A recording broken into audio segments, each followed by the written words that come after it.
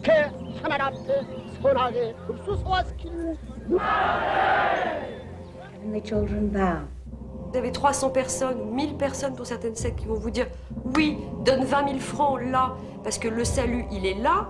T'es tout seul, il y a 2000 personnes autour de toi, tu les donnes, les 20 000 francs. » Très sécurisant, quelque part, d'être prête à mourir pour quelque chose. On a tous tellement peur de la mort.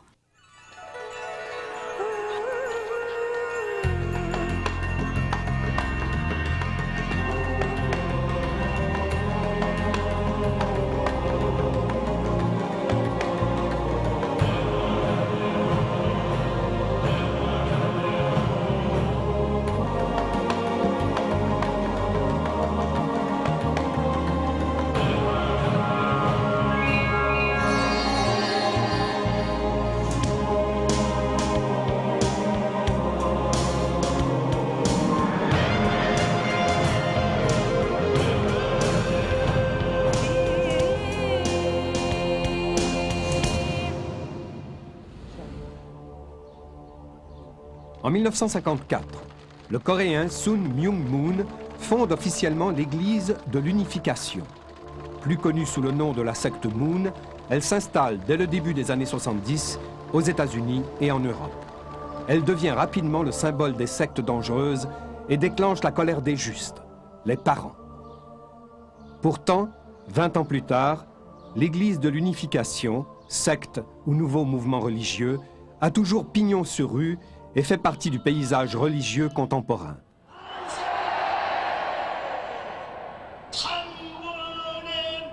Dans le monde entier, le révérend Moon est adoré par ses fidèles comme un nouveau messie, et son épouse est présentée comme la mère de l'univers. Le gourou prétend que Jésus lui est apparu le matin de Pâques en 1936 pour le charger d'établir le royaume des cieux sur terre en restaurant la famille idéale. Le mariage, qui permettrait d'effacer les effets du péché originel, est le plus important sacrement mooniste que seul Moon est autorisé à célébrer. Soucieuse de projeter une image de prospérité et de réussite, la secte exagère outrageusement le nombre de mariages et s'en sert comme moyen de propagande médiatique lors de spectaculaires cérémonies collectives, comme celle organisée via satellite à partir de Washington en novembre 1997. Les futurs mariés, venus pour la plupart de l'étranger, doivent appartenir au groupe depuis 3 ans et avoir recruté au moins 3 nouveaux membres pour l'Église. Avant leur union, les époux ne se choisissent pas et souvent même ne se connaissent pas.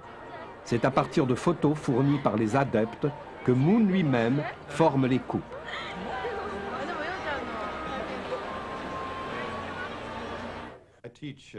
J'enseigne la science sociale à des juges dans le cadre d'un cours à l'université. Et je me souviens qu'une fois, une douzaine de juges venus des 4 coins du pays voulaient que je leur parle de mes travaux de recherche. Ça pouvait être effectivement intéressant pour eux parce qu'il y a beaucoup de causes qui concernent les nouvelles religions. Mais je leur ai dit, avant de commencer, je veux vous poser une question. Combien pensez-vous qu'il y a de membres dans l'Église de l'Unification, plus populairement connue sous le nom de Moon aux États-Unis? On a fait un tour de table et leurs estimations variaient de 300 000 à 1 500 000. Quand je leur ai annoncé qu'il n'y avait jamais eu plus de 10 000 membres aux États-Unis et que la moyenne générale était de moins de 3 000, ils ont failli tomber à la renverse. Pourquoi pensaient-ils qu'il y avait tant de membres de l'Église de l'Unification en Amérique? Alors, la suite de la discussion, comme vous pouvez l'imaginer, a été très intéressante et en même temps leur a apporté un nouvel éclairage. En fait, ces groupes sont vraiment très petits. Même s'ils connaissent un taux de fréquentation élevé, la plupart du temps, les gens qui entrent dans ces groupes en ressortent aussi vite. C'est une expérience qu'ils tentent à une étape de leur vie. La durée de vie moyenne d'une relation entre un individu et une nouvelle religion est à peu près de 2 ans. Hein? Dans la majorité des groupes, 95% des individus qui vont se convertir à ce groupe-là en seront sortis 2 ans plus tard. Moon impose à son mouvement une idéologie viscéralement anticommuniste et conservatrice.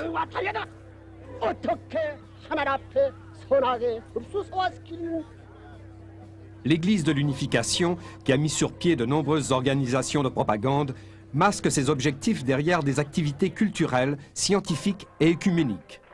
Attirés par cette fausse représentation, les nouveaux adeptes sont rapidement coupés de leur milieu de vie et de leur famille. ils sont soumis à une discipline de fer et à un endoctrinement qui bouleverse leur vision du monde. Chaque membre devient un prêtre missionnaire qui prêche la bonne parole à plein temps, à toute vitesse, 24 heures sur 24. On leur demande de jurer une obéissance inconditionnelle à Moon et à sa femme, appelés les vrais parents. Heavenly children bow.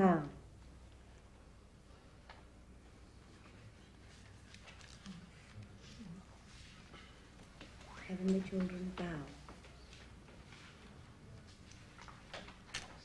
Un de mes bons amis et moi aussi, même si ce fut court en ce qui me concerne, avons vécu une expérience avec l'Église de l'Unification dans les années 70.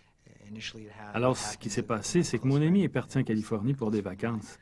Et à un moment, il a téléphoné pour dire qu'il avait découvert un groupe de personnes très intéressantes et qu'il envisageait rester là-bas parce qu'on lui offrait un poste de professeur. Il venait d'obtenir son diplôme d'enseignant et comme les emplois étaient rares, ça ne pouvait pas mieux tomber. En plus, il disait que ce groupe était merveilleux, qu'il essayait de s'impliquer socialement dans le but d'aider les gens, et là-dessus, il m'a dit que si j'avais une occasion, je devrais venir faire un tour. Quelques mois plus tard, j'ai donc eu cette occasion, et je suis parti vers cette soi-disant commune où je suis resté pendant une courte période.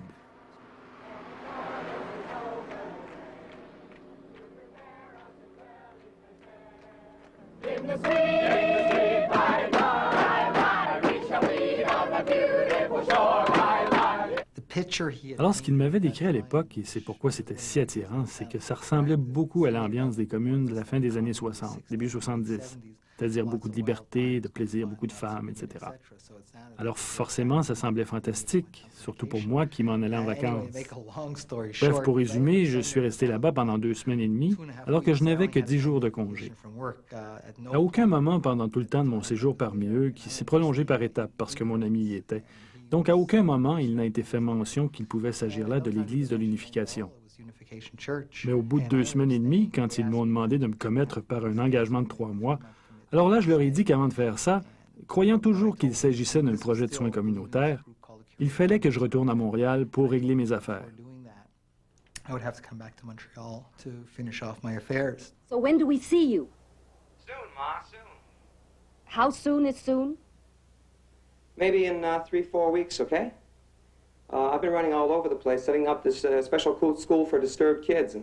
Ce qui s'est passé après, c'est qu'on a décidé de faire quelque chose pour le sortir de là.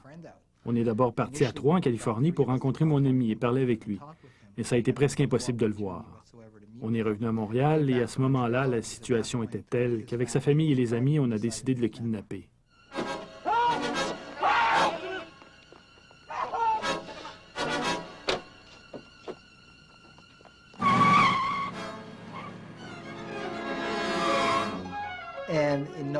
Maintenant que je travaille dans ce champ d'activité, il est hors de question que j'encourage ou tolère l'utilisation de moyens physiques pour sortir une personne d'un groupe.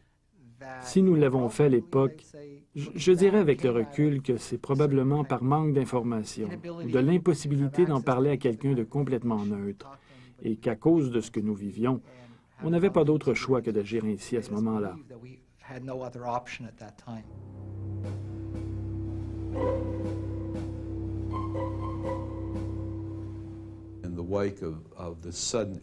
Avec l'affluence soudaine des nouvelles religions, après le changement de la loi sur l'immigration, beaucoup de parents ont réagi au fait que leurs enfants ne suivent pas la trajectoire normale, selon eux, de leur carrière. Plutôt que de devenir médecins, avocats ou notaires ou autres, ils devenaient des moonistes ou des Krishna et se retrouvaient dans la rue à recruter pour leur religion. Les parents voulaient, et à juste titre, comprendre pourquoi leurs enfants abandonnaient la voie normale, décrochaient de leur collège ou d'un emploi bien rémunéré. En même temps, ils n'avaient aucune information sur ces nouvelles religions. Justement, la DFI a été fondée en 1974 par une famille, aussi vraiment une famille très unie, qui avait 6 enfants. Et un des enfants, âgé de 18 ans, a dit à ses parents, voilà, je vais passer un week-end avec des amis.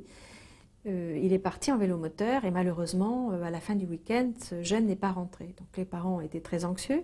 Ils ont téléphoné aux gendarmeries et hôpitaux de la région en disant est-ce qu'il n'y a pas eu un accident.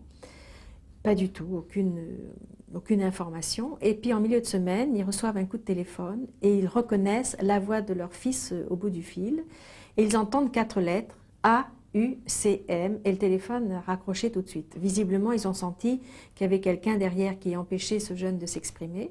Donc avec ces 4 lettres A, U, C, M, ils ont fait des recherches, et ils ont appris que cela voulait dire Association pour l'unification du christianisme mondial. Mais qu'est-ce que c'est que cette association? Et c'était la secte Moon. Et voilà, donc ce jeune a été embarqué en un week-end dans la secte Moon, et nous sommes en 97, et il est toujours chez Moon, marié par Moon, avec des enfants moonistes. D'après vous, est-ce qu'il y a beaucoup de sectes au Québec? Oui. Entre 10 et 20. Je dirais que c'est en bas de 1000, ça c'est sûr. Une bonne trentaine, là.